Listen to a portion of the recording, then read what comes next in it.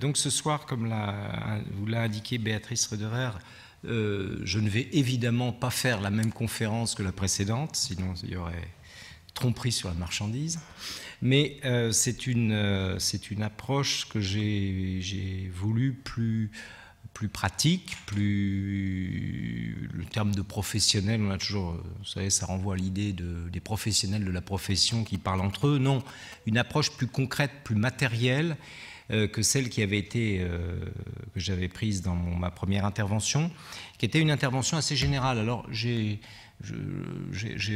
remis au tableau, si je puis dire, c'est mon côté prof, ça peut-être, enfin en projection, le « re », et puis tout ce que ça peut donner. Le « re », ça vient du latin, revenir sur les choses, reprendre les choses, et évidemment de restaurer à recycler, on trouve rénover, réutiliser, restituer, réhabiliter, reconstruire, reconvertir.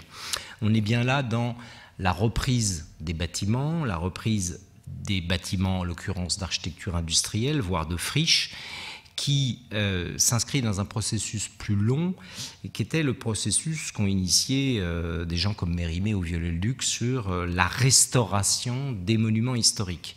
On avait vu lors de cette séance, et puis je pense que dans les nombreuses séances auxquelles vous avez pu assister, vous êtes persuadé de la part de nouveauté qu'amène l'architecture industrielle dans ce domaine du patrimoine, dans le sens où très longtemps ça n'a pas été considéré comme du patrimoine, qu'en même temps c'est un type d'architecture assez particulier et qui offre toutes sortes de possibilités que n'offre pas forcément une cathédrale ou un château fort. Donc voilà, je reviens juste sur ce petit élément pour dire que ce terme de restaurer, de réutiliser, de reconvertir, toute cette façon qu'on a de décrire l'action qui cherche à reprendre un bâtiment et à lui redonner vie, eh bien, il y a une diversité d'approches très grande. Il y a d'ailleurs des mots qui sont parfois trompeurs, et je vous renverrai au petit lexique qu'a fait François Goven dans un numéro de Monumental, où il essaie de rappeler la définition des termes, parce que combien de fois on entend des gens utiliser le terme de rénover comme s'il s'agissait d'une action louable, alors qu'a priori, rénover, ça veut dire détruire pour construire autre chose à la place. Et ça, dans les quotidiens, comme dans les journaux télévisés, comme partout, vous entendrez cet abus de langage ou cette méconnaissance du sens des mots. Et je crois que c'est un peu la même démarche qui doit nous animer quand on travaille sur des bâtiments existants, et plus particulièrement l'architecture industrielle. C'est-à-dire que la première chose, c'est d'arriver à prendre en connaissance le support sur lequel on va travailler. J'avais, dans mon exposé précédent, essayé de montrer en quoi, finalement, tous ces on était passé d'une conscience patrimoniale qui s'élargissait, qui s'ouvrait, qui se diversifiait, à aujourd'hui une conscience environnementale. Et ça, vous retrouvez le logo que vous trouvez, y compris dans les produits d'emploi quotidien que vous pouvez acheter, qui signifie recyclable. C'est-à-dire, s'agissant d'architecture industrielle, évidemment, il me semblait que c'était intéressant d'utiliser ce terme et ce logo pour montrer que là, on était bien aussi dans une approche un peu différente de recyclage d'un bâtiment pour lui redonner une nouvelle vie, mais ce caractère recyclable s'inscrivait dans une volonté environnementale claire et affichée, de limitation du CO2 ou de l'énergie grise, comme vous voudrez, et donc dans une ambition qui vise à garantir l'avenir des générations futures.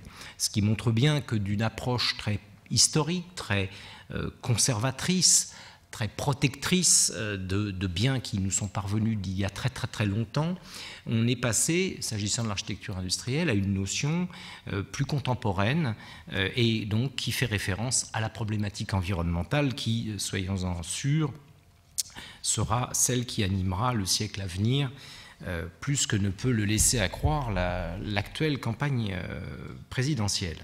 Alors ce soir, j'avais donc choisi d'avoir une approche un peu plus plus pratique, plus concrète, pour essayer de rentrer dans le détail des choses et surtout dans la manière d'aborder la question comme elle se pose à un architecte, à tous les architectes, quand ils se trouvent confrontés à un sujet d'un bâtiment ou de plusieurs bâtiments industriels dont on leur demande de les transformer pour les affecter à une nouvelle utilisation ou un nouvel usage. Et je dirais que j'ai pris ce titre de transformer et conserver pour montrer les deux éléments, comment dire, les deux balanciers. D'un côté, il s'agit effectivement de transformer pour amener une vie nouvelle, mais d'un autre côté, il s'agit bien de conserver un ouvrage existant. Et évidemment, il y a un enjeu particulier qui est dans le réglage de ces deux plateaux de la balance. Jusqu'où on transforme, jusqu'où on conserve. Est-ce que l'on peut conserver sans transformer? Est-ce que l'on peut transformer sans conserver, et vice-versa? La question mérite d'être posée parce que c'est une question qui est plus difficile qu'il n'y paraît quand on se trouve engagé dans un processus de transformation d'un bâtiment. Ah, il vaut mieux parler entre les deux micros, comme ça. Ah oui, pardon. Donc voilà. Donc le sujet, d'ailleurs, en préparant cette intervention, j'ai retrouvé un sujet de bac, la période approche, et j'ai trouvé que ça pourrait résumer assez bien notre interrogation de ce soir. Le sujet qui était donné au bac de philo était « Faut-il oublier le passé pour se donner un avenir ?» Alors évidemment, ma réponse sera négative, je ne sais pas si j'aurai la moyenne, mais et je pense qu'il en va dans l'architecture comme dans la vie. C'est-à-dire qu'effectivement, on ne peut pas oublier le passé pour se donner un avenir où l'avenir risque d'être sérieusement limité, voire potentiellement dangereux. Je vais donc ce soir vous présenter un peu l'approche que l'on développe. Je vais souvent dire nous ou on parce que dans une agence, il y a un certain nombre de personnes qui travaillent, qu'une agence d'architecture ne travaille pas toute seule, qu'elle est accompagnée par d'autres intervenants que sont un économiste, un bureau d'études structure, un bureau d'études fluides qui s'occupe du chauffage, de la ventilation, de l'électricité, de ce confort moderne. Parfois d'un paysagiste, parfois d'un acousticien, et ainsi de suite. J'arrête là parce que la palette des compétences qui sont aujourd'hui possibles et souvent demandées est très importante parce qu'on veut être sûr de ne rien oublier. Donc je remets cette petite enveloppe que je vous ai mise lors de la séance précédente pour dire que tout simplement, voilà, c'est l'agence d'architecture Philippe Prost qui vous parle, si je puis dire, et qui me dépasse d'une certaine façon dans le sens où c'est un travail collectif parce que c'est un travail généralement au long cours qui se mène et ce n'est pas un travail qui va nous engager pour quelques semaines, quelques mois, mais pour quelques années, voire parfois une dizaine d'années pour mener à bien un projet. Donc c'est quelque chose qui nécessite beaucoup d'investissement et beaucoup de temps. Alors, dans l'approche telle qu'on la développe, je dirais d'abord, il y a une chose à laquelle, quelques éléments auxquels je suis très attaché, c'est dans la manière d'aborder un projet, c'est d'abord d'aborder la question de la mémoire.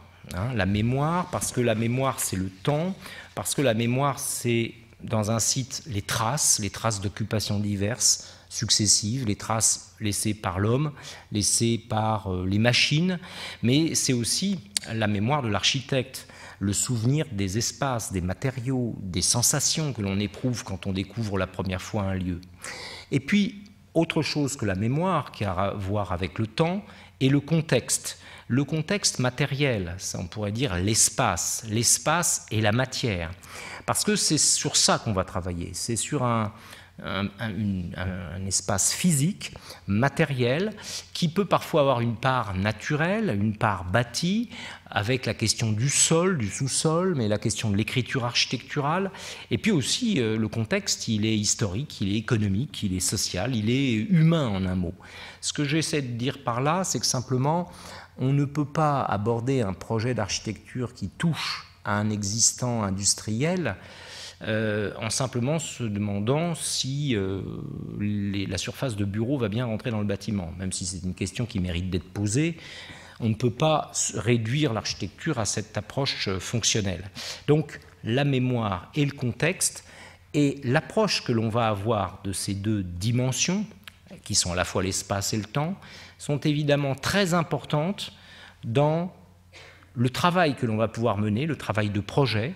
Et j'ai l'impression que finalement, cette mémoire et ce contexte, c'est eux qui sont à l'origine de la transformation et de la création que l'on va être capable de mener à partir d'un bâtiment existant.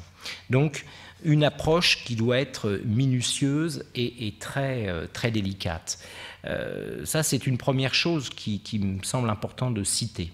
Et puis, de dire... Et puis après, j'ai ces mots d'une philosophe que vous connaissez sans doute, qui s'appelle Françoise Choët, qui a beaucoup écrit sur l'environnement humain, sur l'espace, sur l'architecture, sur l'urbanisme. Et je la citerai ici parce que je trouve que ces mots sont assez magnifiques. Pour elle, l'intervention sur l'existant, c'est une continuation de façon inédite des œuvres du passé qui caractérisent le savoir-faire des architectes. C'est-à-dire qu'elle estime que quand on intervient sur un existant, finalement, on s'inscrit dans une continuité et que le caractère inédit du travail que l'on mène, eh bien, développe l'œuvre du passé et peut la mettre en présence davantage et la révéler même à certains alors qu'ils ne le passaient devant sans la voir. Donc voilà, c'est très important. Alors évidemment, la mémoire et le contexte. Ici, par exemple, je vais vous présenter ce soir trois exemples de trois sujets sur lesquels nous avons travaillé. Non pas que nous travaillions sur des centaines de sujets, parce que ce n'est pas le cas, mais j'ai choisi trois exemples d'intervention sur l'architecture industrielle pour essayer de décortiquer et d'un peu mieux comprendre la manière d'aborder ces projets. Et la mémoire et le contexte, ici, je vais reparler, pour ceux qui étaient venus à ma première conférence, un peu en introduction, je vais reparler des usines de papier peint Leroy avec la centrale électrique, qui a été transformée en espace culturel. Et la mémoire Leroy, elle est un peu partout. Même des fois, elle nous englobe. Et ici, vous voyez, c'est un petit buvard qui était un buvard pour faire de la publicité. Et papier peint Leroy avec ce personnage qui est en train d'apposer du papier peint. Parce que la mémoire d'une activité industrielle, ça passe par les photos anciennes qu'on a d'un lieu, mais aussi ça passe par les productions de ce lieu, qui parfois ont investi les intérieurs des uns et des autres, ou ont débouché sur la production d'éléments qui sont encore dans notre vie quotidienne. Et puis, il y a un contexte, et ici, le contexte, il est d'abord géographique, la Seine, et puis il est aussi technique et industriel, la voie ferrée, que vous voyez ici, et puis on comprend assez facilement que l'installation, l'établissement industriel, il vient s'inscrire entre la Seine et la voie ferrée, tout simplement parce que ce sont deux voies de transport, l'une pour les éléments lourds, pour la production et la fabrication, la Seine, et puis l'autre pour la diffusion des produits fabriqués. Donc, une architecture industrielle, ça ne s'inscrit pas n'importe comment, n'importe où, ça s'inscrit dans un territoire et généralement ça se positionne en fonction des infrastructures qui vont être utiles à la diffusion des produits manufacturés. Et puis, à côté de ça, il y a un contexte, il y a des gens qui y travaillent. Et là, on découvre, par exemple, les lotissements de maisons qui ont été bâtis pour accueillir le personnel ouvrier et maîtrise. Donc, on voit aussi qu'à cette notion d'établissement industriel renvoie une notion d'ouvrier, de cadre, et donc une population qui va entrer en symbiose, si je puis dire, avec ce lieu, là en l'occurrence, pendant plus de 60 ans. Et évidemment, quand tout à l'heure je disais ça marque les esprits, ça veut dire qu'aujourd'hui encore, les gens, pour une bonne partie d'entre eux, parlent du travail qu'ils ont eu dans ce lieu. Donc c'est un espace qui leur est sensible, sinon cher. Donc, si je passe sur le cas suivant que nous regarderons, ce sont des bureaux pour les services des canaux de la ville de Paris qu'on a installés dans un ancien hangar, qui était un hangar de construction, de réparation de bateaux, et qui vient s'inscrire en marge du parc de la Villette, à la rotonde des deux canaux ici, et qu'on appelle ici la darse du fond de Rouvray. Donc on aura l'occasion là de voir aussi une intervention sur un bâtiment très simple, très primaire, j'ai envie de dire, sans que ce soit négatif, hein, très ordinaire, on pourrait dire, sans que là encore ce soit négatif, mais dans lequel on va installer des bureaux pour un service de la ville.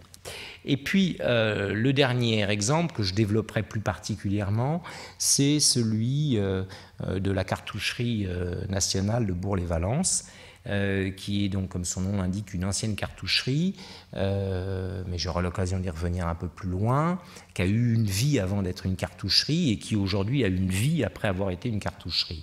Et ici, eh bien, la mémoire des lieux, on pourrait la résumer à cette cabane, hein, ou à ce box du contremaître à l'intérieur d'un plateau dédié à des ateliers, qui a parvenu jusqu'à nous malgré les incendies, malgré les dégradations, malgré les vols.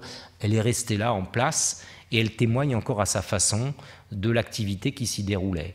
Et puis son contexte, eh bien, c'est pas toujours un contexte de centre-ville, c'est même bien souvent un contexte de faubourg, voire de périurbain, comme on dit aujourd'hui, d'étalement urbain, de construction de pavillons.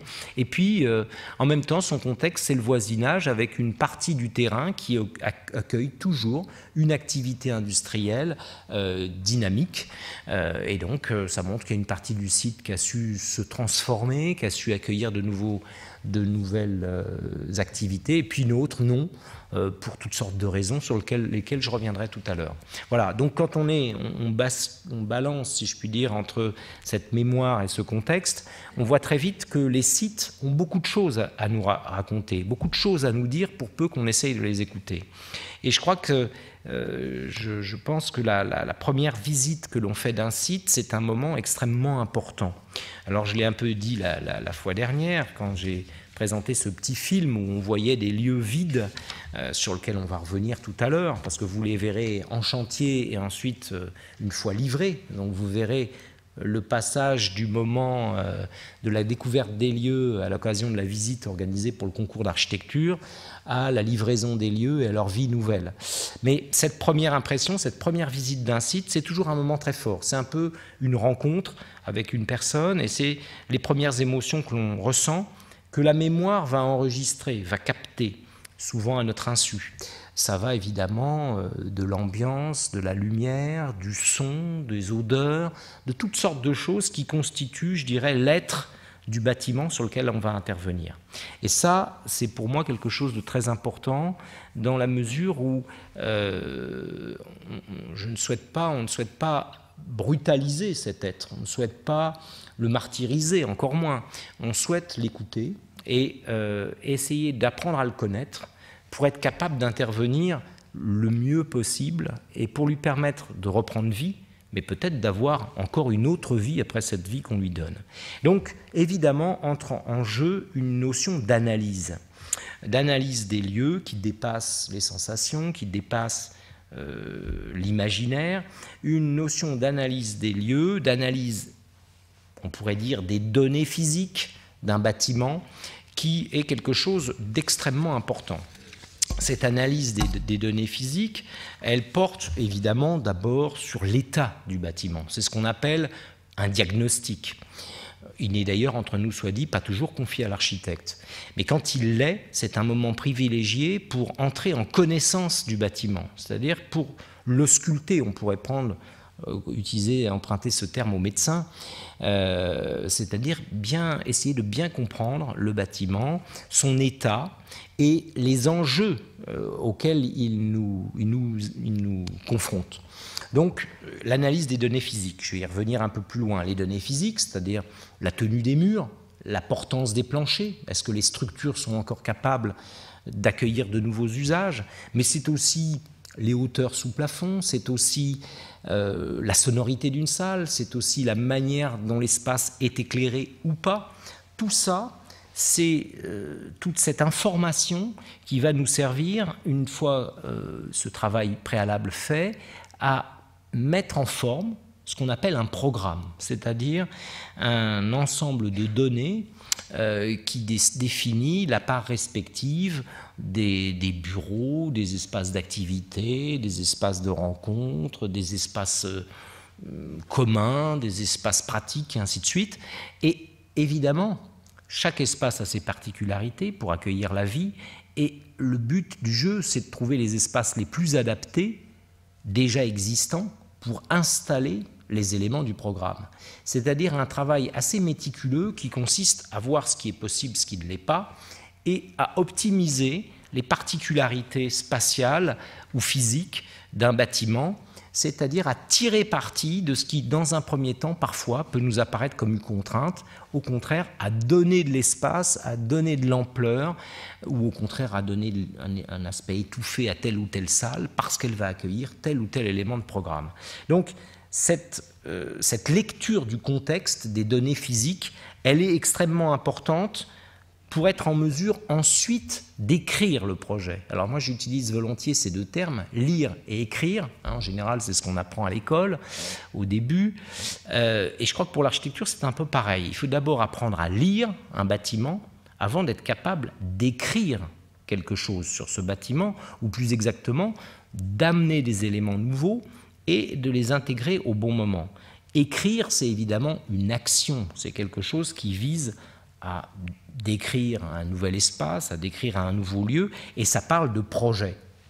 Je dirais d'ailleurs, de ce point de vue-là, que c'est peut-être ce que j'essaie de vous décrire de manière un peu délicate, c'est peut-être une voie pour l'architecte qui n'est ni une voie qu'on pourrait qualifier d'historiciste, qui serait celle de l'architecte qui essaye de restaurer toutes les dispositions connues de l'édifice, pour revenir à un état bien daté du bâtiment. Donc on pourrait qualifier d'historiciste un peu en dérivant, mais bon, ça pourrait être la dimension purement historique. Et ça n'est pas non plus de l'autre côté, là aussi en faisant très large, une approche qu'on pourrait qualifier de moderniste qui viserait à faire du passé table rase et à construire un ouvrage nouveau ou quelque chose qui va prendre le pas d'une manière peut-être un peu violente sur ce qui existe et sur ce qui est déjà là. Donc c'est forcément une voie un peu médiane, et je dirais qu'on pourrait peut-être à ce moment-là utiliser un de ces termes qu'on utilise en musique. Vous savez, on parle d'auteur-compositeur, de compositeur-interprète. On pourrait peut-être dire qu'il s'agit là d'un architecte-interprète, c'est-à-dire quelqu'un qui essaye d'entrer en relation avec un bâtiment et qui essaye de le comprendre le mieux possible pour être capable de lui redonner vie et de l'amener, de le transformer en quelque sorte en douceur, sans avoir comme objectif de s'affirmer au détriment du bâtiment, mais plutôt de s'appuyer sur les spécificités et les capacités de ce bâtiment pour aller plus loin et sans doute pour donner une autre expression à cet espace et à son usage. Voilà, c'est peut-être un peu long, un peu compliqué ce que j'essaye de dire, mais j'essaie de le dire parce que je crois que c'est important pour arriver à parler de l'intervention sur l'existant et notamment sur l'architecture industrielle. Alors, je vais essayer ensuite plus simplement de regarder quelques projets pour essayer d'être encore plus concret et de montrer en quoi ce travail se développe. Alors, je vais reprendre l'exemple que j'avais présenté en conclusion de ma première intervention, c'est cette centrale électrique des usines de papier peint Leroy à Saint-Fargeau-Ponthierry. Ici, vous voyez un bâtiment au début des travaux. On a d'ailleurs échangé avec Béatrice Rederer sur le fait dans quel ordre je plaçais ces trois exemples. Est-ce que c'était dans leur ordre de commande ou dans leur ordre de réalisation? Alors je m'explique. Un projet, soit vous êtes retenu suite à une petite annonce, et puis pour vos compétences, vos moyens, vos références, soit vous êtes retenu suite à un concours. C'est-à-dire, un jour, on vous dit, monsieur, vous avez la possibilité de répondre à ce concours, vous nous remettez une esquisse, il y aura un jury qui décidera de quelle esquisse sera retenue. Et la temporalité de l'architecture, ça peut varier du tout au tout. C'est pour ça, par exemple, ce projet a démarré, on a été retenu en 2000, il s'est fini en 2011. Et le projet que je vais vous montrer de Bourg-les-Valences, on a été retenu en 2005 et il était fini en 2009. Mais vous ne verrez pas beaucoup de projets durer moins de 3 ou 4 ans, en tout cas dans l'existant. C'est vraiment le temps minimum qui, évidemment, n'est pas un temps habituel, qui est un temps plus long, parce que le travail est plus compliqué, plus difficile à mener, mais ça montre que finalement le projet démarré le premier sera terminé le dernier. Et comment peut-on capitaliser l'expérience? C'est pas successivement, je dirais c'est parallèlement. Et ensuite l'expérience, eh bien c'est le fait de constituer une équipe et d'être dans une certaine pérennité de cette équipe qui permet petit à petit de trouver des points de repère, de trouver des méthodes, d'essayer d'approcher plus finement notre travail, et ça se fait un peu en crabe, j'ai envie de dire, sur un exemple, puis sur un autre, et puis il y a un crabe qui passe devant l'autre parce qu'il se trouve que l'appel d'offres est fructueux, on a tout de suite des entreprises, et puis l'autre est arrêté parce qu'on découvre des problèmes de pollution infinie, donc on est obligé de dépolluer avant de continuer. Donc tout ça, ça se fait d'une manière assez compliquée, qui n'a pas grand-chose à voir avec la présentation qui est généralement faite de l'architecture, c'est-à-dire l'image du concours et la réalisation. Entre les deux, il y a un temps qui peut être de 10 ans sans aucun problème et qui fait que l'actualité d'un projet peut être dépassée, mais qui, en tout cas pour les équipes qui travaillent dessus, est évidemment très importante et parfois même très lourde. Alors là, vous voyez le début de ce travail qui consiste, vous voyez ce tas de gravats, qui consiste en fait à retirer de cette structure des éléments qui nous gênent et qui n'ont pas de valeur intrinsèquement historique. Je m'explique. Ce bâtiment, il a été construit d'un seul jet en l'espace de 2 années. Donc c'est un bâtiment un peu comme les Invalides, à contrario du château de Versailles. Le château de Versailles, chaque roi l'a modifié, l'a transformé. Pour les touristes, enfin, ou pour certains, on peut voir comme ça au premier coup d'œil en disant « Ah, c'est le château de Versailles », mais ça a pris des siècles à se construire. À l'inverse, les Invalides ont été construits très rapidement. Eh bien là, on est plutôt dans ce genre de projet qui est réalisé très rapidement, et donc on sait qu'il y a un état donné, abouti, qui entre en marche, et puis très vite, pour des tas de raisons, le bâtiment se transforme. Et on sait du coup qu'il y a des ajouts qui ne sont pas forcément des ajouts destinés à durer, qui ne marquent pas une étape particulière, qui vont être des murs de parpaing qu'on a mis un peu à la hâte pour recloisonner tel ou tel espace, pour faire un recoin dans lequel on met les balais, pour installer un petit garage dans lequel on met des véhicules dans le grand volume. Et donc tout ça, je dirais, ça n'a pas de valeur, cette fois patrimoniale. Alors on pourrait rentrer dans un débat sur le sens, les usages, les traces, mais c'est important de tout de suite entrer en contact avec le bâtiment. Et ce travail-là, ça nous permet aussi, c'est ce qu'on appellera le curage, c'est-à-dire de débarrasser tous les éléments qui ont été rajoutés et qui nous ont fait perdre la lecture du bâtiment. Vous voyez par exemple ici, vous voyez des petits points blancs, c'est des petits polochons de plâtre, parce qu'il y avait eu des cloisons dans ce qu'on appelle en BA13 ou en BA18 qui avaient été posées là, et qui masquait par exemple la lège. Et c'était, vous savez, quand on frappe, ça fait toc-toc, ça n'a pas vraiment de valeur artistique, architecturale, plastique, c'est là parce qu'à un moment donné, on a mis la photocopieuse là et puis on a fait je ne sais pas quoi. Donc, il y a comme ça un travail de sculptation, de dégagement en quelque sorte, mais en essayant de travailler avec pragmatisme, c'est-à-dire qu'il peut y avoir des transformations importantes qui se sont déroulées, qu'on a envie de conserver parce que c'est un moment important de l'histoire du bâtiment. Voilà, donc là, on est dans ce moment où on cure le bâtiment, on le vide de tous ces éléments dont on a pu s'apercevoir à travers une étude historique, appuyée sur des archives, là avec le concours d'ailleurs du Conseil général de Seine-et-Marne, avec des historiennes et des archivistes qui ont fait un gros travail sur le site, donc qui nous ont permis d'entrer dans une très bonne connaissance du site. Alors toujours, quand on travaille sur un bâtiment existant, d'abord les archives. Moi, sans archives, c'est comme si j'étais amnésique et si je ne savais plus qui j'étais, c'est-à-dire je ne sais pas travailler. Les archives, c'est fondamental. Quand on ne connaît pas l'histoire d'un bâtiment, comment peut-on imaginer intervenir dessus? Ça me semble absolument ébouriffant. Et pourtant, bien souvent, dans des concours, et parfois même des concours lancés par des ministères de l'État, eh bien, on se retrouve avec un concours et il y a une note historique que vous trouverez mieux sur Internet. Ça témoigne d'une attitude. Et je crois que les architectes, ils doivent dire que pour travailler intelligemment sur un bâtiment, ils ont besoin de la connaissance historique de ce bâtiment. C'est essentiel, c'est fondamental. On ne peut pas bien travailler sur un bâtiment si on n'en connaît pas l'histoire. Donc, c'est toujours le premier travail et ça fait partie de la méthode. Soit cette connaissance historique, elle existe, soit il faut la constituer. Et donc, parfois, ça donne lieu à des débats, pour ne pas dire à des discussions assez animées avec un maître d'ouvrage qui ne comprend pas ce que ça va lui rapporter, de payer une étude à un historien et encore moins à un architecte pour comprendre l'histoire d'un bâtiment. Donc là, en l'occurrence, c'était fait, il y avait un très bon environnement avec le service de l'inventaire, et donc on avait la chance d'être accompagné assez précisément. Et donc, on est dans ce travail de curage qui permet d'un seul coup de retrouver la lecture des espaces.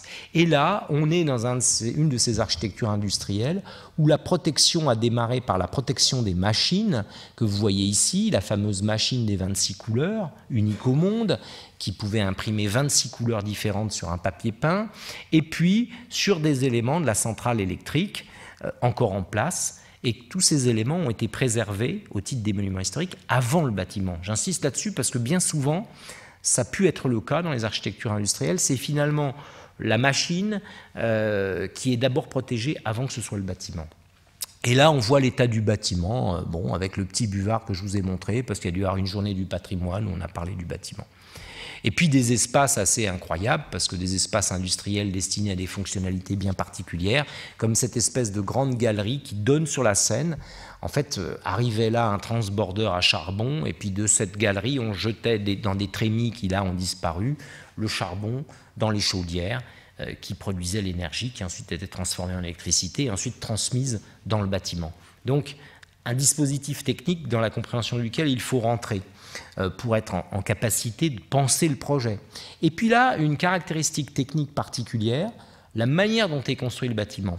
Un bâtiment qui est construit en béton pour la partie structurelle interne, parce que le béton résiste à l'incendie et que, évidemment, quand il y a des chaudières, il y a souvent des incendies. Et l'architecte, j'aurais dû d'ailleurs le citer avant de débuter, qui est Paul Friese, c'est un architecte-ingénieur au début du XXe siècle. C'est assez particulier, c'est quelqu'un qui s'intéresse beaucoup à l'architecture industrielle allemande, américaine, anglaise. Et c'est quelqu'un qui n'a pas de préjugés stylistiques ou de préjugés plutôt techniques. C'est-à-dire qu'il va utiliser la charpente métallique quand elle est économe en matière et quand elle est efficace. Il va utiliser le béton armé quand c'est la meilleure solution. Par contre, l'enveloppe de ces bâtiments va rester dans la tradition, je dirais, de l'école des beaux-arts, d'une tradition à la fois historiciste mais aussi classique, d'une écriture architecturale très soignée, avec une très belle mise en œuvre, qui fait qu'un bâtiment construit au début du XXe siècle nous est parvenu, avec un certain entretien, mais nous est parvenu en pratiquement parfait état quant à ce qui concerne son enveloppe extérieure. Ce qui a fait d'ailleurs que sur cette enveloppe extérieure, on s'est évidemment refusé à toute intervention, sauf des petites interventions chirurgicale, j'ai envie de dire, pour reprendre des fers à béton qui se corrodent, mais surtout pas une intervention massive de ravalement pour que tout ça ait l'air plus neuf que neuf. D'abord parce qu'il y a un budget, et donc quand un bâtiment et les façades sont en bon état, pourquoi les ravaler systématiquement, c'est peut-être pas l'essentiel. Et puis parce qu'ensuite, il y a cette patine, il y a cette qualité du bâtiment. Alors, voilà, là vous avez les dates. 1912-1914, construction de la centrale électrique, juste avant la Première Guerre mondiale. Et puis, des dates très optimistes mises sur la diapositive qui concernent en fait les dates du chantier, 2009-2011. Parce que, comme je vous l'ai dit tout à l'heure, le fait d'être tenu à ce projet remonte à l'an 2000. Donc, c'est quand même maintenant, il y a 12 ans.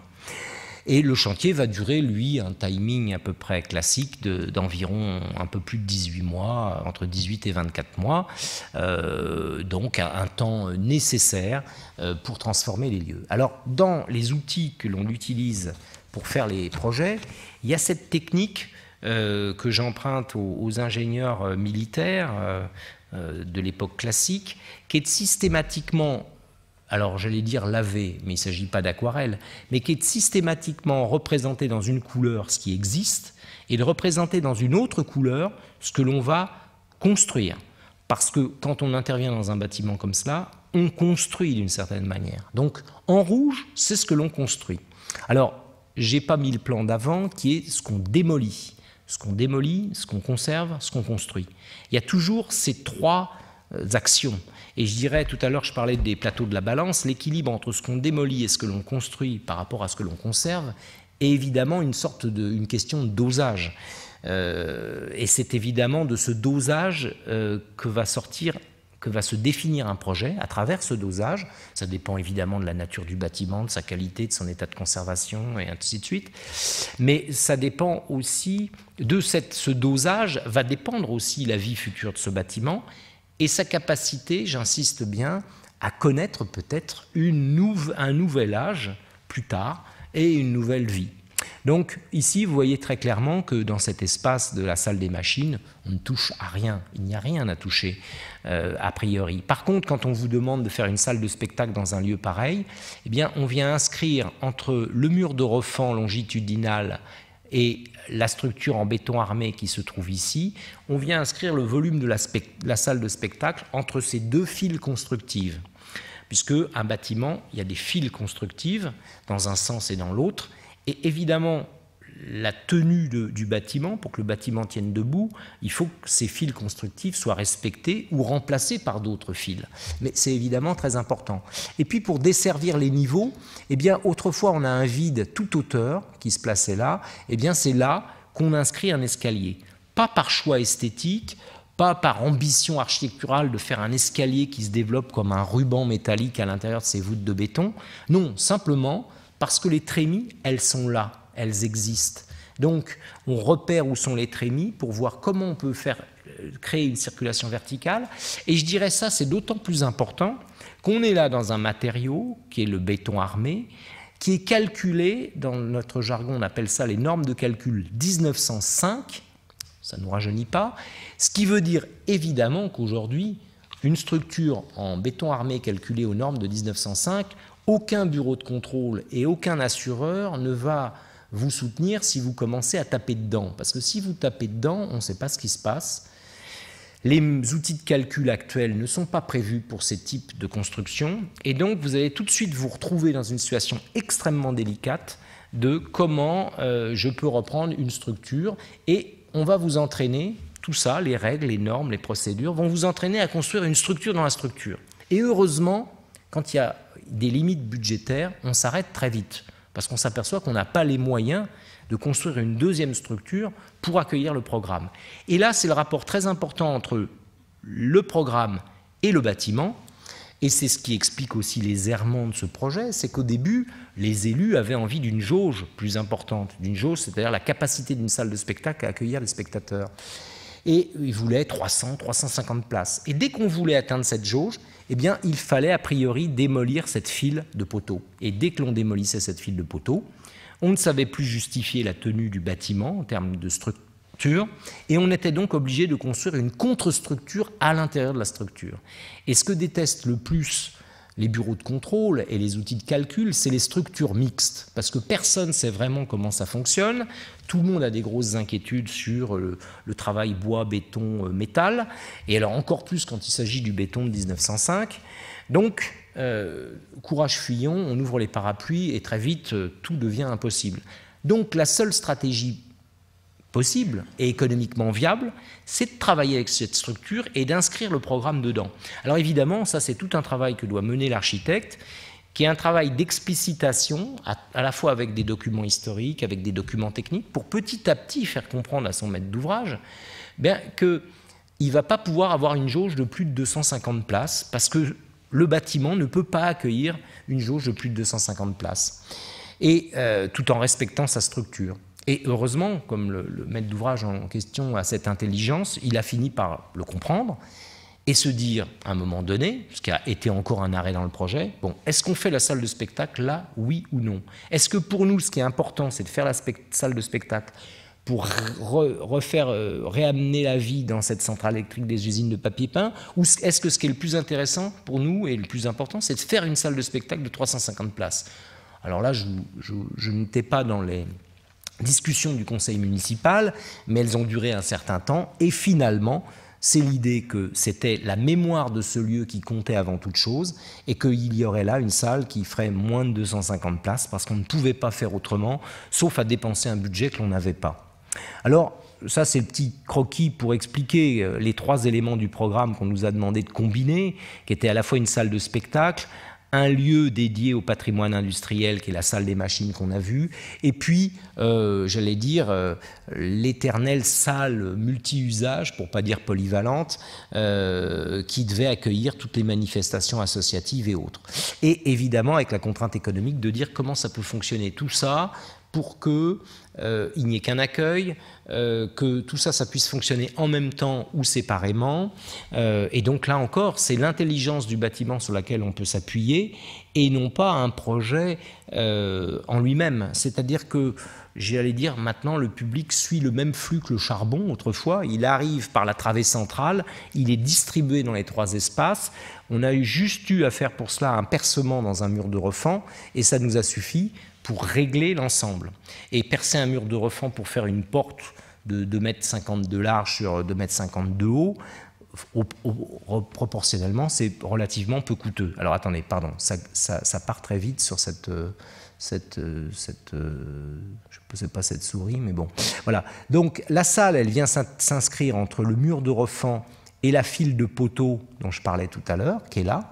Et dès lors qu'on veut desservir l'étage haut, on a d'autres choix que d'inscrire un escalier qui monte dans la travée centrale, qui était la travée centrale où on avait le transborder, où le public maintenant va arriver par en bas alors que le charbon arrivait par en haut, mais finalement, c'est le même parcours que va suivre le public, qui peut ensuite se distribuer dans les différents espaces, traverser le mur de refend et arriver dans la salle finale, la salle autour des machines.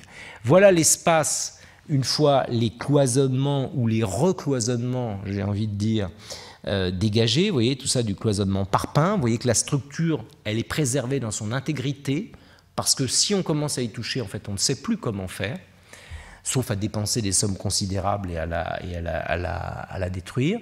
Donc, en fait, on dégage tout ce qui est léger, entre guillemets, même si ça produit, en foisonnant, des volumes assez importants. Alors, ici, vous voyez en rouge la même technique en plan. Vous voyez donc la structure principale en noir qui reste conservée, y compris avec cette file de poteaux. Et tout le travail, c'est de caler les éléments dans ces fils structurels. Et puis, vous avez vu, on retire, on soustrait, mais on ajoute aussi. On ajoute, par exemple, pour des besoins d'évacuation du public, des escaliers extérieurs. Des escaliers extérieurs, parce que quand le public monte tout en haut, en cas d'incendie, il faut qu'il puisse quitter les lieux.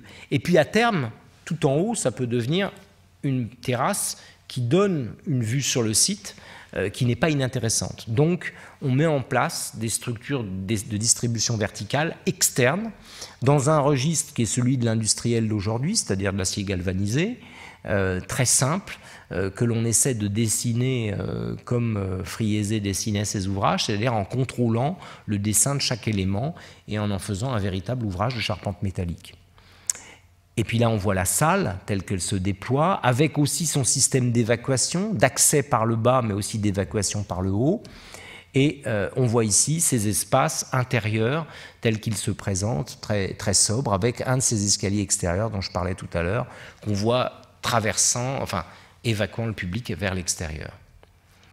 Le système de loggia qui est tout en haut, qui abrite une cafétéria et une salle pédagogique, où là aussi on a une coque en béton avec une voûte à laquelle il ne faut évidemment pas toucher, parce que toutes sortes de questions se poseraient sinon sur son étanchéité. Alors on l'a réétanché par l'extérieur, mais surtout pas y toucher, surtout pas s'y fixer. Et puis on installe, on a l'escalier qui arrive avec son ascenseur qu'on a vu tout à l'heure.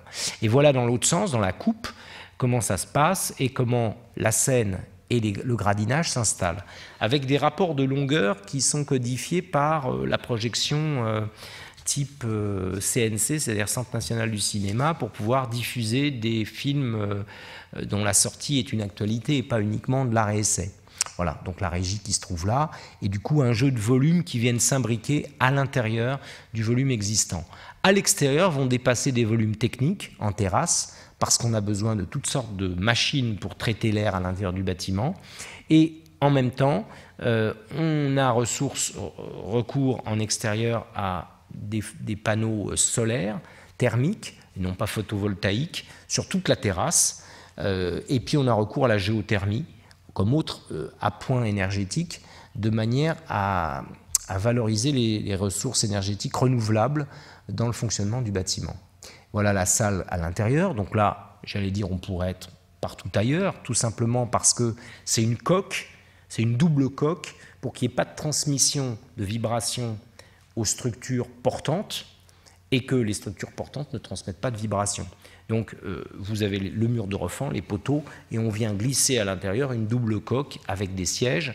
Et donc tout ça, c'est un élément qui se glisse vraiment à l'intérieur. Ce qui me fait dire, non pas par masochisme, mais ce qui me fait dire que peut-être un jour, cette forme de spectacle sera caduque et qu'on pourra très bien encore retirer cet élément et le bâtiment sera à nouveau disponible pour un nouvel usage. Je ne vais pas dire ça au maire, parce que je pense que sinon il me prendrait pour un fou. J'espère qu'il n'est pas dans la salle ou avec quelqu'un de son équipe. Mais c'est vrai que c'est quand même une manière de voir si l'intervention est effectivement réversible ou pas.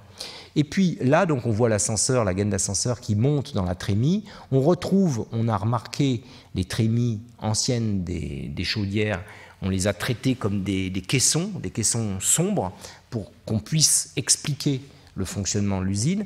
Et puis, enfin, il y a cet élément très important qui est le papier peint, qui est venu comme un élément qui travaille avec la mémoire, qui a été réalisé par François-Xavier Richard, qui est un artisan-artiste du papier peint, à la fois d'abord dans la restauration et ensuite dans la création de papier peint contemporain, et qui s'est livré à une œuvre particulière, puisqu'elle est déclinée évidemment selon 26 couleurs, hein, vous imaginez la thématique, 26 couleurs, comme un ensemble de pixels avec un certain nombre de motifs qui sont déclinés en couleurs, en caractères lisses, lisses ou rugueux, en technique d'impression, et qui évidemment fait que d'un seul coup, quand on est dans cette centrale électrique, qui a un nouvel usage, on continue quand même à parler du papier peint, et donc on reste dans un rapport avec ce qui a fait l'origine et la construction de ce lieu. Alors, et voilà la nuit où on voit beaucoup mieux encore cette présence du papier peint et l'utilisation de cet espace en haut. Donc d'ailleurs, quand on le voit aujourd'hui, on a envie de se dire, mais il était déjà fait pour être occupé comme ça, sous forme d'un grand espace horizontal tourné vers la Seine. Pas du tout. Hein, il manque là le transborder qui arrivait dans ce grand arc, un transborder métallique, et puis ensuite le charbon était diffusé sur les 4 travées et jeté dans les chaudières. Donc voilà, c'est l'expression architecturale très forte et très qualitative de l'ensemble. Alors maintenant, on va passer à un deuxième exemple, parce qu'il faut que j'accélère le rythme. Et vous avez compris donc qu'on ajoute et on soustrait. C'est un peu les deux techniques qu'utilisaient les sculpteurs classiques. Ils retiraient de la matière ou ils en rajoutaient. On est un peu comme ça dans une intervention qui tantôt retire, tantôt ajoute. Et c'est à une structure préexistante. Alors ici, c'est le deuxième site, le site de la Darse du Fond de Rouvray, avec les locaux du service des canaux de la ville de Paris. Voilà comment ça se présentait, un peu pittoresque, hein, assez charmant, avec une petite maison de garde, et puis derrière un hangar que vous voyez là. Puis au premier plan, des petits édicules. Alors il se trouve que la question des transfos pyralènes était présente sur le site, et que ces petits édicules, eh bien, ils vont être démolis par la commande même du maître d'ouvrage, et c'est ce qui va permettre d'ailleurs de rétablir un rapport du hangar qu'il connaissait au départ avec le quai et avec l'eau qu'il avait perdu du fait de toutes ces petites constructions. C'est bien commode, la bande de terrain qui est le long du canal n'est pas soumise au poste ni au PLU. Elle est disponible pour accueillir toutes sortes de constructions nécessaires au fonctionnement des canaux. Ce qui fait que le service des canaux, qui est gestionnaire de cette bande de terrain sur tout le périmètre des canaux parisiens, et bien au-delà d'ailleurs de Paris, a pris l'habitude, au cours de son existence, qui remonte au préfet Haussmann, eh bien, avait pris l'habitude de construire des petits bâtiments dont il avait besoin le long de ses quais et de ses berges, parfois un peu en défigurant les propres sites qu'il avait contribué à constituer. Alors, c'est un site, cette petite planche-là est extraite d'un d'un film que je ne vous montrerai pas, mais qui est un film qui raconte un peu l'histoire du projet. Et un des éléments, évidemment, de la méthode de travail, c'est aussi la maquette. La maquette d'architecture, ça n'a pas été détrôné par le SketchUp ou la modélisation 3D. Je dirais que c'est des choses d'ailleurs qui peuvent entrer dans une certaine complémentarité. Mais la maquette, ça permet de manipuler les choses à une échelle réduite, qui remet en jeu le principe de la constructibilité en quelque sorte, et qui permet de se reposer les questions de comment on achemine les matériaux, comment on installe des poteaux dans le site, comment on monte une toiture, comment on travaille avec ce qui est déjà là. Là encore, c'est extrêmement utile et commode. C'est ce qu'on voit ici sur cette maquette, cette petite maquette de travail. Il y en a eu plusieurs. En général, les premières disparaissent d'ailleurs, finissent par disparaître. Et puis on voit le bâtiment tel qu'il est. Ah, mince, pardon. On voit le bâtiment, on voit l'intérieur de ce bâtiment et on voit une des problématiques lourdes auxquelles s'est trouvé confronté le projet, c'est la médiocre qualité du sol. Alors ça, c'est un des grands classiques dans les interventions sur les bâtiments existants, c'est qu'on les a construits là, ils sont parvenus jusqu'à nous, mais aujourd'hui, au regard des rapports de géotechniciens et de la nécessaire qualité des sols pour construire quelque chose dessus, ils ne sont plus suffisants. Donc, ce qui semblait pour tout le monde du strict bon sens de se dire tiens, il y a ce bâtiment qui est là, on pourrait bien le réutiliser pour faire quelque chose, devient d'un seul coup presque impossible. Ce bâtiment, d'un seul coup, à entendre les uns et les autres, on se demande même encore pourquoi il est encore debout, puisque quand on regarde avec les éléments d'analyse actuels, on considère que le sol n'est pas bon, n'est pas stable et ne permet pas d'appuyer dessus un poteau. Donc, il faut aller chercher le bon sol à plus 18 mètres ou à moins 18 mètres plutôt, avec ce qu'on appelle des micropieux. Alors, vous voyez, là, il y a tout le principe de forage des micropieux. Je ne sais pas s'il y a des élèves de l'école de Chaillot dans la salle, mais je sais que quand j'ai suivi moi-même les cours de cette école, je me rappelle avoir écouté Georges Duval nous expliquer la technique des micropieux, et j'avoue bien honnêtement n'y avoir absolument rien compris. Et ce petit film a des vertus pédagogiques, c'est qu'on voit la réalisation du micropieux de A jusqu'à Z, donc ça pourrait constituer une petite séquence pour les étudiants du DSA, parce que là on comprend vraiment comment ça se passe, et on voit d'ailleurs que comme technique c'est pas particulièrement sophistiqué. Ça nécessite beaucoup de doigté à celui qui injecte, jusqu'où il injecte et comment. Ça se contrôle, tout ça, mais finalement, tout ça, on a encore les pieds dans le béton, hein, et puis on injecte, et puis on fore, et puis on continue de descendre des tubes jusqu'à trouver le bon sol. En clair, ça coûte beaucoup d'argent, et évidemment, à un moment donné, la ville de Paris se dit « mais on s'est lancé dans cette opération-là, mais est-ce que c'est bien raisonnable?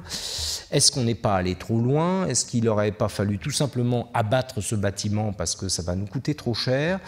Et bon, finalement, je ne rentrerai pas dans le détail, mais finalement, la décision a été prise de poursuivre ce projet malgré tout et de reprendre par des fondations avec des micropieux les nouvelles constructions. Alors, je m'explique. On a quand même réussi à obtenir le constat que si le bâtiment était toujours debout, avec ses façades et sa toiture, et si on ne lui rajoutait aucune charge, a priori, il n'y avait pas de raison qu'il ne tienne plus debout. Donc, tout le travail que l'on a mené, c'est d'inscrire une nouvelle structure, cette fois, à l'intérieur du bâtiment, pour porter les nouveaux planchers, de garder les façades, de garder la structure de charpente, et de glisser à l'intérieur une nouvelle structure qui, elle, est fondée sur micropieux, puisqu'elle répond aux normes actuelles de construction.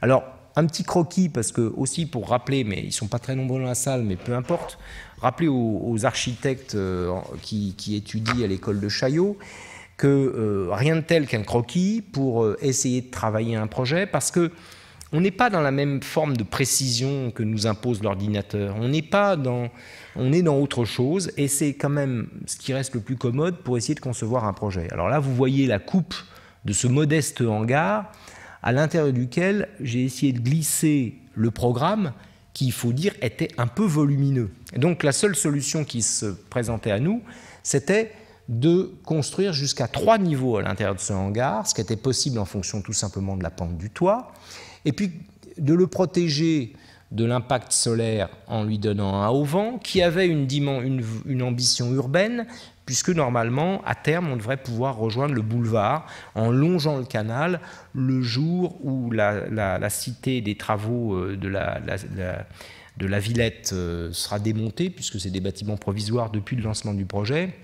et sera regroupé dans des bâtiments neufs, à ce moment-là, la ville a prévu la possibilité de rejoindre le boulevard, et donc on pourra longer ce bâtiment. Donc il y avait une ambition urbaine dans cette protection, dans ce couvert, et en même temps une ambition par rapport à l'isolement solaire et thermique du bâtiment. Alors voilà comment ça se présente à l'intérieur, une structure de charpente qui est bien antérieure à la coque du bâtiment. Là aussi, ça montre qu'un bâtiment, ça a plusieurs vies. La charpente, elle date de la construction des abattoirs de la Villette. Elle date du 19e siècle. Elle est contemporaine de l'époque de la Grande Halle. Elle date du 19e siècle et elle est restée jusqu'à nous. Ensuite, c'était un simple hangar en planche, vous savez, avec cette enveloppe de planche qu'on connaît à certains hangars le long des voies ferrées encore aujourd'hui, une toiture. Et puis ensuite, on s'est dit, c'est pas assez chic, c'est pas assez beau, ça va quand même devenir un vrai atelier de travail et de réparation. Alors on a fait une façade juste dans l'immédiat après-guerre, et on a clos l'arrière aussi avec une structure de béton et de remplissage de briques. Et puis donc, nous, on arrive à ce moment-là et on travaille pour travailler à l'intérieur du volume, en conservant la structure existante, sans lui apporter de nouvelles charges, mais tout sans s'accrocher à elle, la relier en fait au reste. C'est ce que vous voyez ici, cette espèce de collier là autour de ce poteau. Et vous voyez que là, c'est du plancher, ce qu'on appelle du bac collaborant, qui est installé, qui lui-même est repris sur des fils de poteaux en béton. Et là, on est à un moment où on est en train de revoliger le bâtiment, c'est-à-dire qu'on a conservé la charpente, on a conservé la façade et on intervient à l'intérieur avec la mise en place de nouveaux planchers. À l'arrivée, ça va donner ça, c'est-à-dire qu'on garde la lecture de cette file de charpente et puis on a des espaces de bureaux qui sont ouverts sur un vide central qui est éclairé de manière zénithale et qui circule au milieu de tout cela. Alors là encore, même travail, alors là aussi la date, là c'est la date de construction de ces ateliers qui est un peu limitée puisqu'elle démarre au 19e, la dernière étape date de la fin des années 40. Et là vous voyez qu'on conserve évidemment l'enveloppe du bâtiment telle qu'elle existe, on la conserve là, on conserve la charpente et on vient creuser en certaines parties des sous-sols, lancer des nouveaux planchers qui sont portés par une structure indépendante et détachée de l'enveloppe extérieure. Donc c'est un travail assez délicat qu'on trouve ici et qui va déboucher sur ce qu'on va voir un peu plus loin. Alors ici on voit cette façade de hangar, vous voyez, meulière, briques, typique industrielle. Et puis on voit aujourd'hui, c'est-à-dire cette espèce de grand auvent qu'on lui a donné, dans l'idée qu'un jour le mur qui est au fond va tomber, qu'on va pouvoir continuer tout droit et qu'on longera le canal, et puis une façade à laquelle on se contente de changer les menuiseries. Certains de ces petits abris qui ont été démolis par la ville pour toutes sortes de causes diverses et surtout pour pouvoir assumer cette idée d'aller rejoindre le boulevard. Et puis cette petite usine qui est derrière, qui est conservée aujourd'hui, toujours en attente d'un échange entre le ministère de la Culture, qui est le patron de l'établissement public de la Grande Halle de la Villette, et la ville de Paris, un échange de bons procédés terrain qui a l'air de mettre un peu de temps à se réaliser. Donc voilà, ici vous avez l'ancien hangar, vous avez l'usine au fond, et vous avez cette structure qu'on a essayé de rendre la plus légère possible, qui relie le bâtiment hangar à un hangar à bateau, parce que oui, il y a un petit hangar à bateau pour accueillir les petits bateaux qui vont sur les canaux de contrôle et d'entretien. Et puis voilà à quoi ressemble la façade arrière. Alors évidemment, ce n'est pas très engageant. Certains nous ont dit, mais vous devriez tout démolir et tout remplacer. Et là, on a sauté sur l'occasion, pour une fois, de pouvoir faire ce que demandent tous les bureaux de contrôle de la Terre, l'isolation thermique par l'extérieur. Donc on a conservé cette structure, on a modifié les percements pour les régulariser de manière à pouvoir avoir des bureaux derrière, et puis on l'a simplement emballé d'inox qui a été déroulé sur des bandes telles qu'il arrive par le rouleau, donc c'est la dimension du rouleau qui nous a donné le calepin, rien d'autre. Et pourquoi de l'inox et pas du zinc? Parce que le service des canaux a aussi cette particularité, c'est de rejeter les eaux de pluie directement dans le canal, ce qui est interdit pour toutes les autres constructions qui se trouvent au bord, en limite.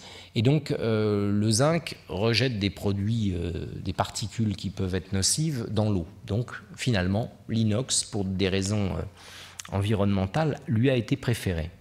Voilà ce que ça donne à l'intérieur. Vous voyez toute la charpente, vous voyez le socle, vous voyez les murs extérieurs, et puis vous voyez comment ces planchers viennent s'installer à l'intérieur, portés par une deuxième structure. On le comprend à nouveau là.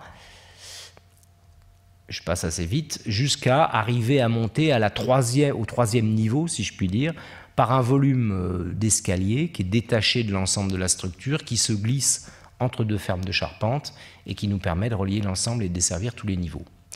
Voilà, et voilà la vision qu'on a depuis le fameux hangar à bateau vers le rond-point des canaux. Alors maintenant, on va aborder... Oui.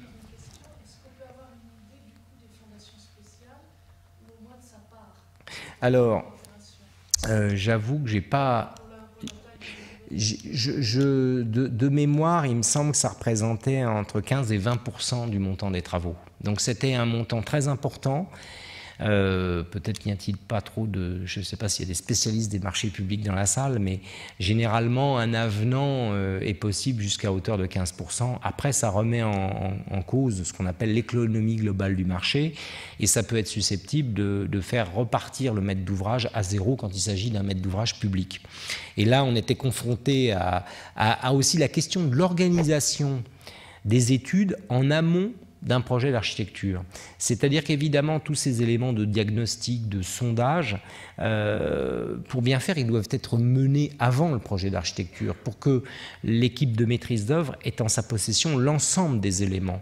Mais là, le statut un peu particulier de service des canaux, qui par moments se construisait des petites constructions pour lui-même, et qui donc échappait d'une certaine manière à un dispositif plus classique, dans son histoire ancienne, mais presque récente, j'allais dire, faisait qu'on était sur un ouvrage un peu atypique, que cette question n'avait été envisagée par personne, puisqu'ils avaient continué de construire des choses dans les années 70-80 sans autre forme de procès.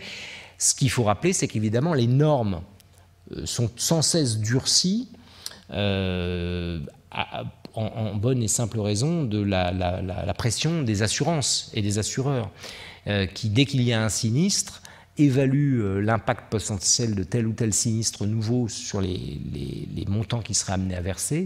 Et donc le poids des assurances sur le niveau des normes de sécurité est extrêmement important. Donc c'est quelque chose qui se durcit en permanence et qui fait que parfois un projet qu'on a réalisé il y a 10 ans ne serait plus réalisable de la même façon aujourd'hui. Alors, je ne rentre pas trop dans cette technique-là parce que ce n'est pas forcément très, très excitant, mais c'est vrai que ça a un poids, et c'est ce qui a constitué la difficulté majeure pour que le projet aboutisse. C'est les rapports de sondage de sol qui ont à un moment donné amené la nécessité de réaliser ces micropieux.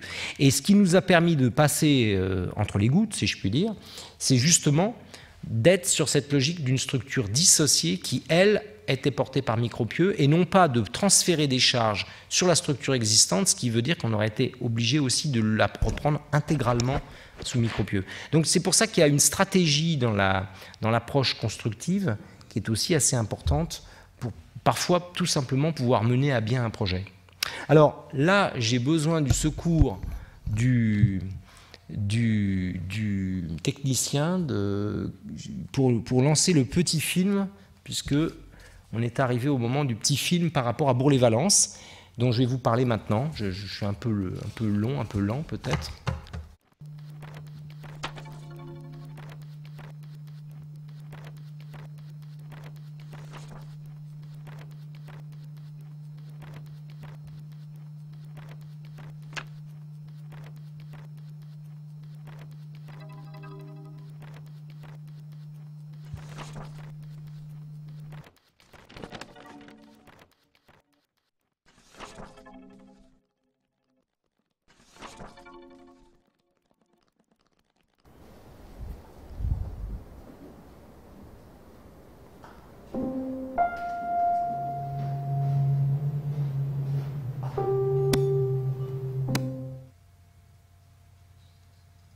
Alors, c'est la cartoucherie de Bourg-les-Valences. Et c'est un petit film comme la première fois, je vous avais présenté juste les lieux dans la première découverte qu'on en fait au moment d'un concours. Là, c'est les lieux dans les travaux qu'ils connaissent et dans leur transformation, et puis les lieux tels qu'ils vont se présenter une fois achevés.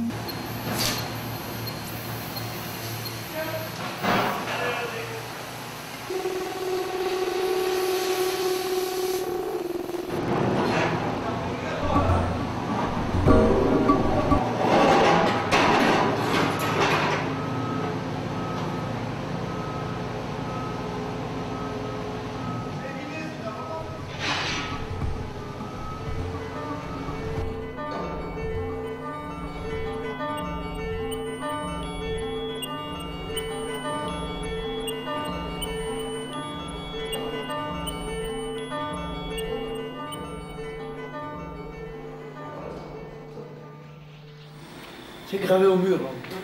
Et puis il y a un autre endroit, 1925, je suis un bleu, 1925. C'est vous les bleus là. Comment? Qu'est-ce qu'elle vous a dit sur le... C'est bleu. La demoiselle ou la dame? Oui. Qu'est-ce que vous savez du lieu en fait? On a parlé de ce qui était, comment vivaient les gens avant. C'était très très dur et qu'ils n'avaient pas d'argent. Et ils n'étaient pas payés. On fait une grève ici. Où ça? À la cartoucherie? Hein? On fait une grève. On a tourné pour être plus payés.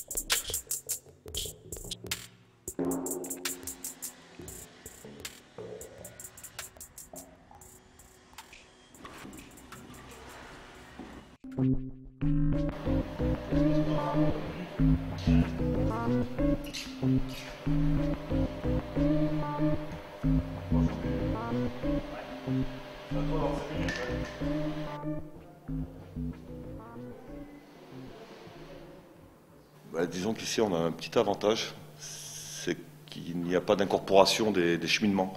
C'est-à-dire si on veut avoir accès aux cheminements pour passer des câbles, il suffit de prendre un escabeau ou un échafaudage et de repasser des câbles, quoi. Ça vous choque, vous? Non, moi j'aime bien, mais bon. Voilà.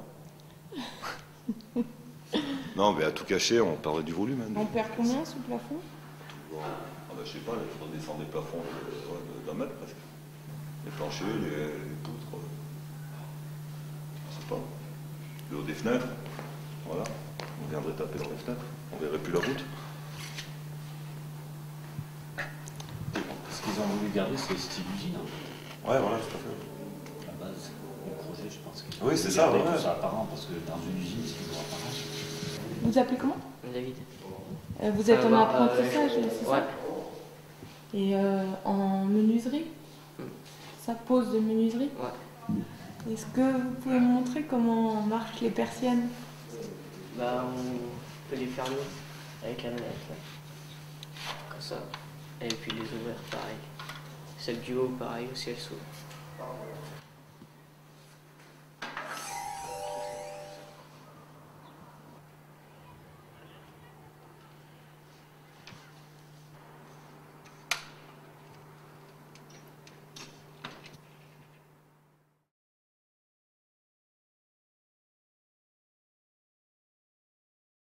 Ta, ti, ta, ta, ta.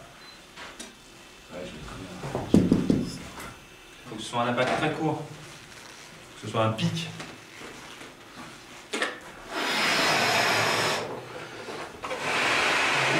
C'était un peu écho alors. C'est parti. Merci, ça va aller. Bah, 4ème TR, c'est parti.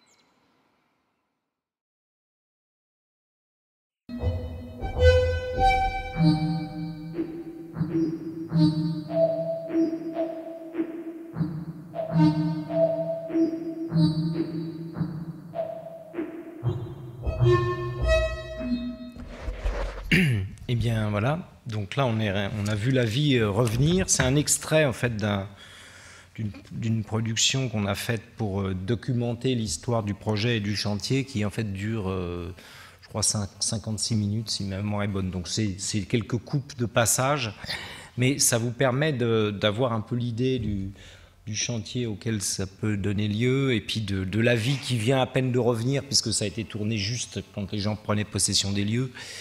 Et depuis, les arbres et les végétaux notamment ont poussé, évidemment. Alors, je vais conclure par cet exemple et je vais essayer d'être vif à cette heure avancée de la soirée.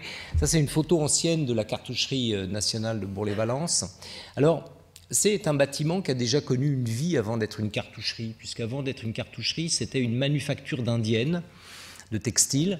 Et donc, tout ça pour dire que, eh bien, quand je parlais d'une première, d'une deuxième, d'une troisième vie, ce n'est pas une vision pessimiste du devenir des projets que nous réalisons, c'est simplement que la vie, le monde évolue et la manufacture d'indienne est tombée en faillite parce qu'il y avait la guerre de sécession aux États-Unis et les problèmes d'approvisionnement de coton.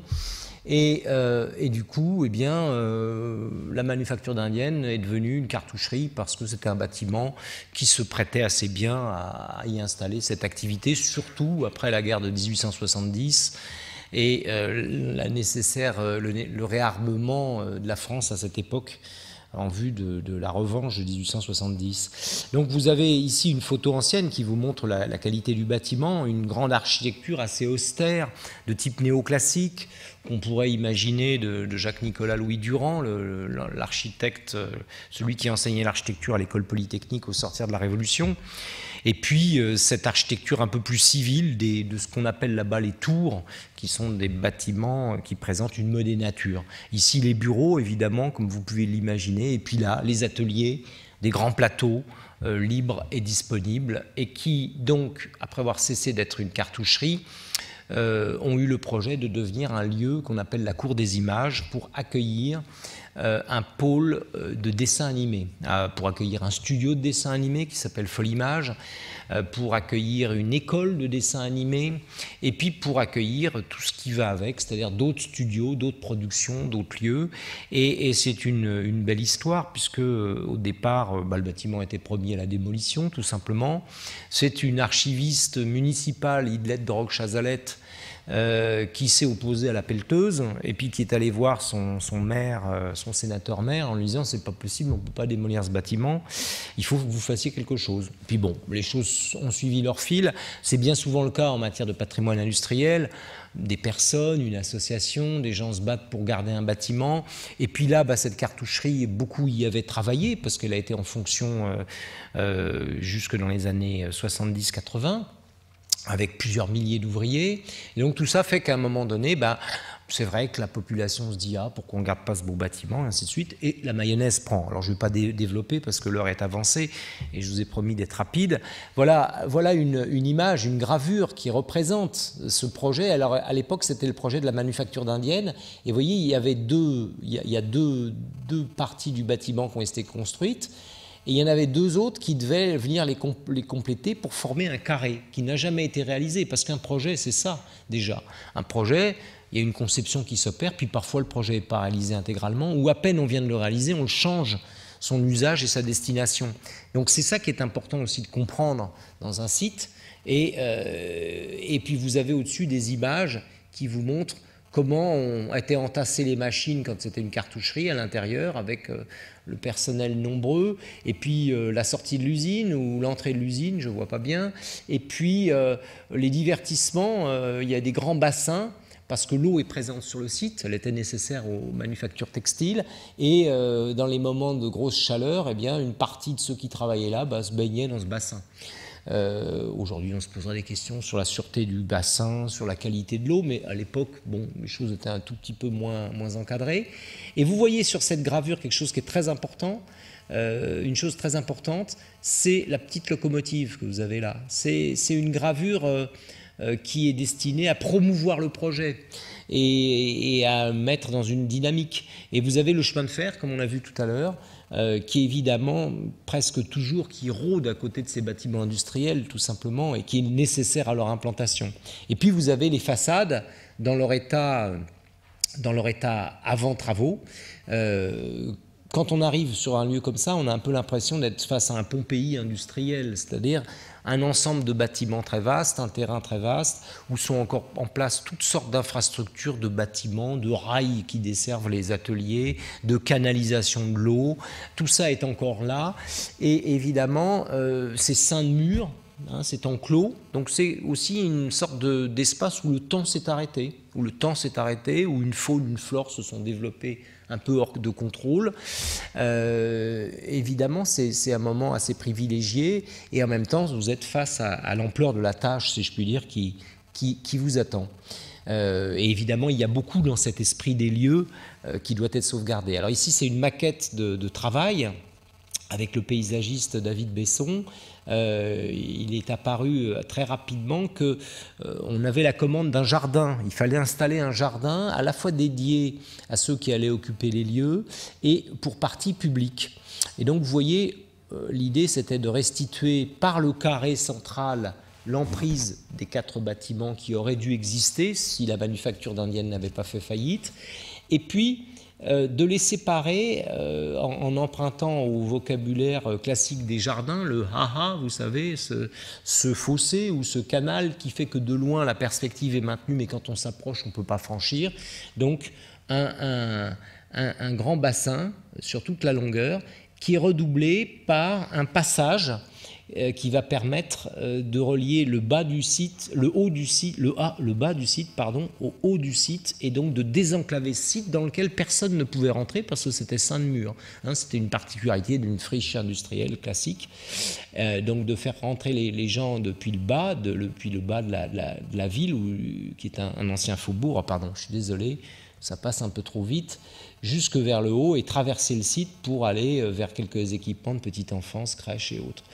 Et puis le jardin, vous voyez, qui prend une place du coup assez importante et qui travaille dans un registre qui cherche à se rapprocher du registre graphique de ces manufactures de textiles, où il y avait tout un travail de dessin qui était mis en œuvre, et tout en travaillant avec l'architecture du bâtiment et le rythme de ces trumeaux, de ces pleins et vides.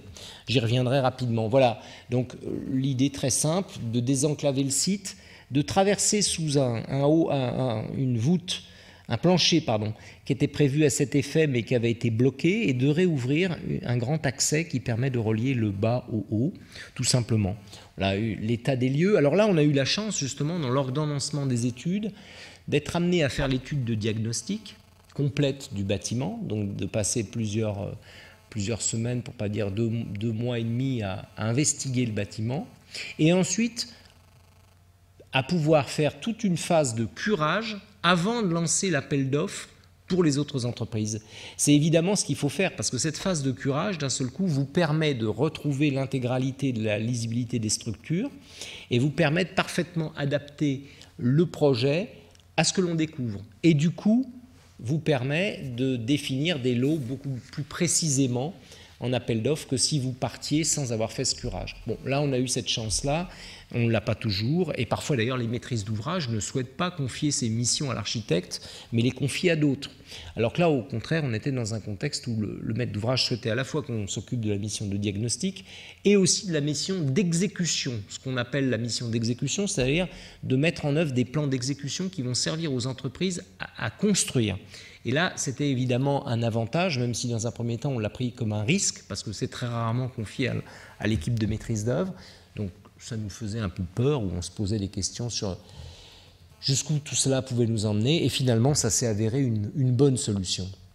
Voilà, alors, la connaissance du lieu, vous voyez, elle commence par dépasser le premier aperçu qu'on a du lieu. Il y avait, dans le premier aperçu qu'on avait du lieu, ces colonnes, cette forêt de colonnes de fonte, 139 colonnes. Alors, dans un des éléments du concours, c'était donné par l'architecte des bâtiments de France, qui préconisait d'en sauvegarder au moins 129. C'est-à-dire qu'il disait, vous pouvez en démolir 10, mais pas plus. Bon. Alors, ces 139 colonnes, vues dans l'obscurité, comme on le voyait tout à l'heure dans le film, bon, elles se ressemblent toutes. Puis quand on commence à analyser ça, on se rend compte qu'il y a 7 natures de colonnes différentes, qui sont installés à des moments différents, où on reprend des planchers qui ne sont pas de même nature, parce qu'on recharge des planchers avec des nouvelles machines, donc on recoupe les portées en installant des fils de colonnes porteuses, 1 fois, 2 fois, 3 fois. Puis les fabricants de colonnettes de fonte, le moule évolue un petit peu, c'est pas tout à fait la même. Elles sont toutes pareilles et toutes différentes. Et donc ça, c'est, j'allais dire, on apprivoise ou on entre en contact avec le bâtiment. C'est pareil, on a une chance, c'est qu'on a tous les documents qui ont été réalisés pour transformer, pour adapter le bâtiment, grâce à l'archiviste qui nous les a triés et mis à disposition. Et on a pu donc progressivement comprendre, et ça c'est une étape importante d'un travail de ce type, c'est comprendre ce qui s'est passé entre la construction du bâtiment et le jour où on va intervenir dessus. Parce que ce bâtiment, il a connu plein de transformations. On rajoute des cloisons, on modifie des portes, des fenêtres, on modifie une ferme de charpente, on recrée un plancher. Tout ça, c'est une accumulation, c'est l'histoire de la vie du bâtiment. Et c'est évidemment important d'en prendre connaissance pour être capable de plus finement définir l'intervention qu'on va mener à l'intérieur de cet existant. Alors là, c'est le bâtiment dans son caractère un peu effrayant avant que les grandes opérations s'engagent, si je puis dire.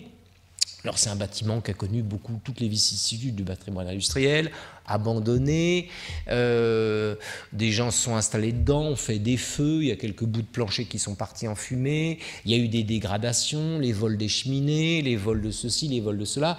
Et évidemment, le jour où on retire toutes les tôles, toute la clôture qui était faite sur le bâtiment, on le découvre dans sa nudité, mis à part la couverture, où l'équipe municipale avait eu l'intelligence de reprendre la couverture en attendant toute forme de projet, en se disant il faut assurer les intempéries, et puis on verra si un jour on en fait quelque chose ou pas. Et puis voilà ce que ça donne à l'intérieur, une lecture anatomique, et j'ai envie de dire que c'est un des éléments évidemment importants de l'intervention sur un existant, c'est de comprendre, d'avoir une anatomie structurelle.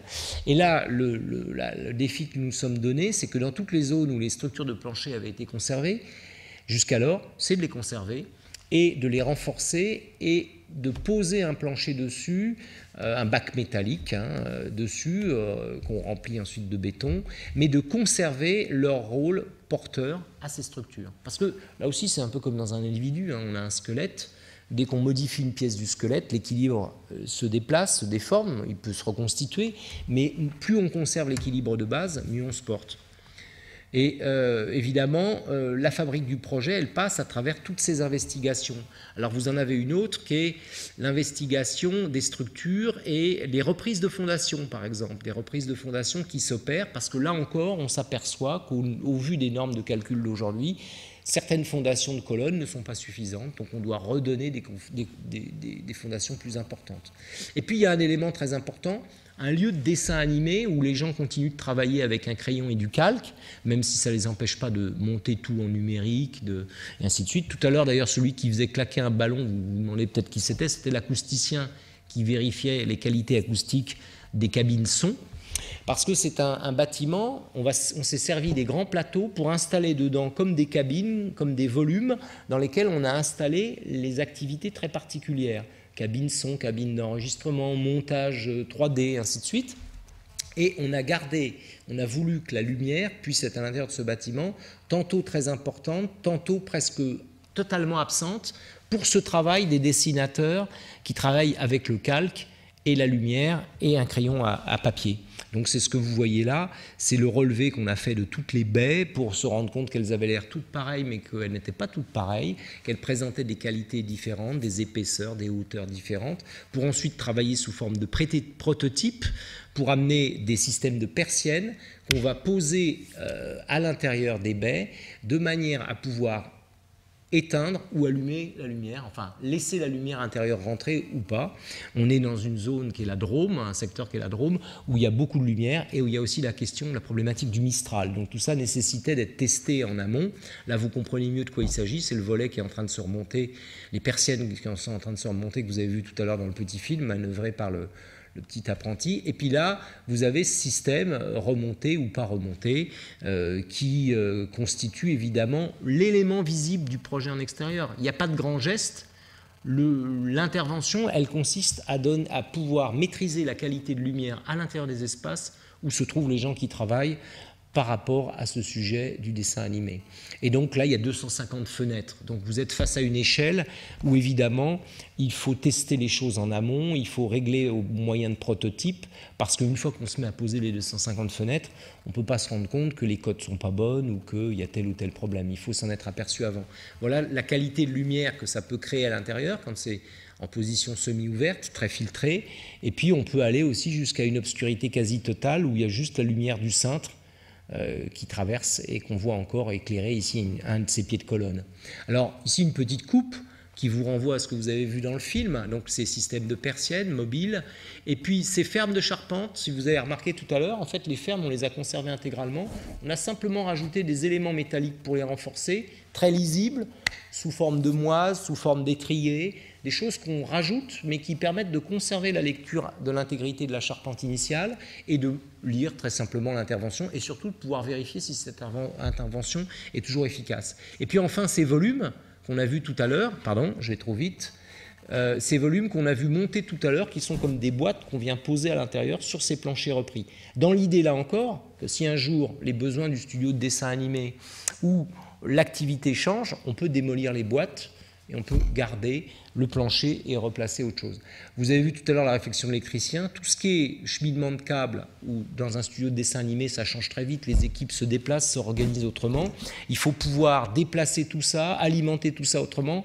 Donc, tout naturellement, l'idée de garder la lisibilité du volume dans son intégrité est venue, avec la possibilité technique de très facilement et à tout bout de champ intervenir sur les alimentations, sur ce que l'on passe dans ces chemins de câbles et autres. Là, c'est le béton de site. Tout à l'heure, vous avez vu la centrale à béton. On a pu installer une centrale à béton sur place avec le sable qui vient d'à côté et les gravillons également. Et donc, on a fait ce qu'on appelle, parfois très pompeusement, un béton de site, c'est-à-dire un béton fait avec des matériaux tout simplement qui viennent du coin. Et ici, vous le voyez, c'est cette grande faille de l'escalier. C'est un béton qui est banché et puis qui est ensuite sablé. Et qui donne cette qualité de matière. Et puis, comme on utilise de l'acier, il commence à se patiner tout naturellement et à se vieillir et à jouer avec les teintes de la brique et de l'enduit qu'on a déjà présentes sur le bâtiment. Ça, c'est des photos d'intérieur, de redécouverte des structures. Alors, on n'a pas cherché à revenir à la structure initiale, parce que ce qui nous intéressait et nous arrangeait bigrement, c'est la structure initiale transformée et renforcée, parce que ça nous donnait des capacités portantes plus importantes. Et vous voyez qu'ici, la structure initiale, c'est ces arcs en pierre et en brique, qui supportent des voûtins en brique avec des petits IPN.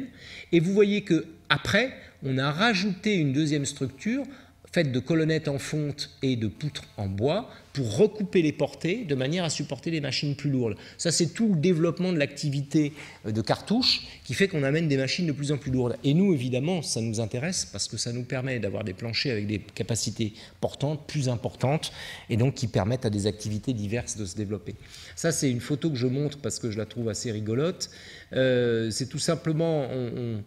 L'entreprise s'est rendue compte que quand elle déposait les colonnettes en fonte pour leur donner des fondations, eh bien, généralement, ces colonnettes qui n'étaient plus en compression, s'il y avait un petit fil dans la fonte, elles cassaient net. Et donc, pour garder ces fameuses 129 colonnes sur 139, il ne fallait pas trop en casser de préférence. Donc, ils ont trouvé l'astuce, ils les ont maintenus en place en les suspendant par le chapiteau et en coulant en dessous la fondation. Donc, ce qui fait que les colonnes ont l'air de voler, avec toute la diversité, évidemment, des couches de peinture qu'elles ont pu subir, ces colonnes, à travers leur existence.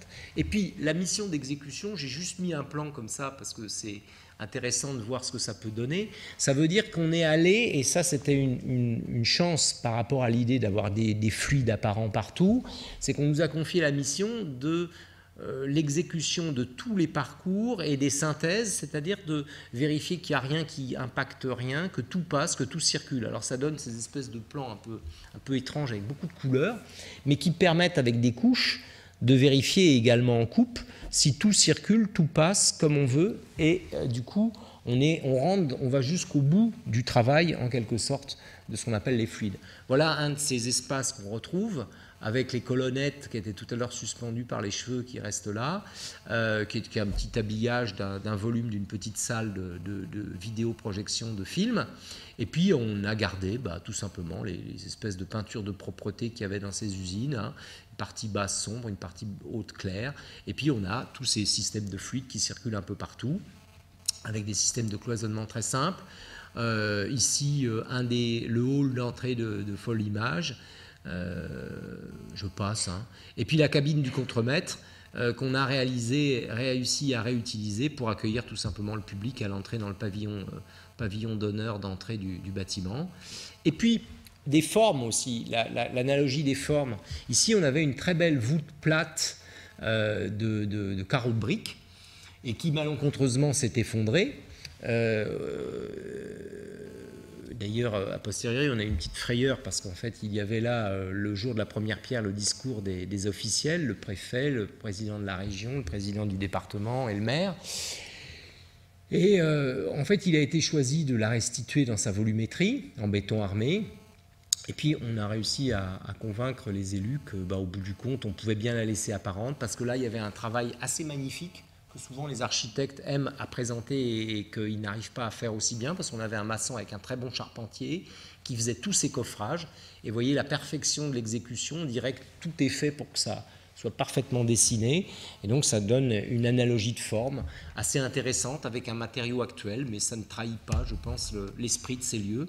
Et puis ici, donc, la vue de ce jardin avec ce fossé en eau et ces carrés qui sont découpés par ces lignes de cheminement qui prennent appui sur les trumeaux qui séparent les baies, les fenêtres entre elles. Une autre vue ici de l'accès avec la cheminée qui est toujours évidemment l'emblème des sites industriels. Et puis la fin de ces grandes planches où on voit tout un échantillonnage d'espaces, de lieux dans le bâtiment. Et puis peut-être pour conclure un peu sur ce projet, finalement on peut reprendre les mots de Verlaine, ni tout à fait la même, ni tout à fait une autre. Je crois qu'on a tous ça en tête. Et c'est un peu le cas, j'espère en tout cas, ou en tout cas ce qu'on essaye d'atteindre, c'est-à-dire que le lieu soit ni tout à fait le même, ni tout à fait un autre, qui conserve une partie de son histoire et qu'en même temps il évolue, il se transforme pour accueillir ces nouveaux usages. Voilà, je crois que je vais m'arrêter là parce que je crois qu'il est fort tard et je vais vous remercier beaucoup de votre écoute, assidue. Merci.